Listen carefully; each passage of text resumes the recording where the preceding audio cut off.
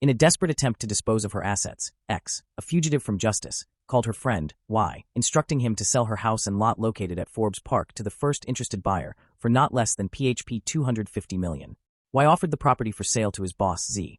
Enticed by the offer, Z asked Y for a copy of the title and proof of Y's authority to sell the property. Y presented the title of the property, claiming that his possession of the title was sufficient proof of his authority to sell the property. Relying on the representation of Y, Z bought the property from Y, the agent of X. Is the sale valid? Reasons. No. The sale by Y to Z is void for lack of the requisite written authority in the form of a special power of attorney. Under Article 1874 of the Civil Code, when the sale of a piece of land or any interest therein is made through an agent, the authority of the latter shall be in writing. Otherwise, the sale is void. Mere possession of the owner's certificate of title does not constitute written authority. The absence of such written authority renders the sale void and produces no legal effect.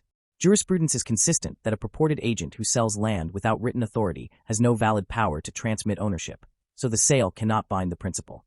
Here, the property to be sold is a house and lot in Forbes Park, and is thus an immovable property owned by X. However, the facts show no written authority, such as a special power of attorney, granted to Y by X. Y merely relied on his possession of the property's title as proof of his authority. Under the Civil Code and controlling jurisprudence, this is insufficient. Since the property involved is immovable, the lack of written authority makes the sale void ab initio. Therefore, the sale by Y to Z is void, and Z does not acquire valid ownership from X under that transaction.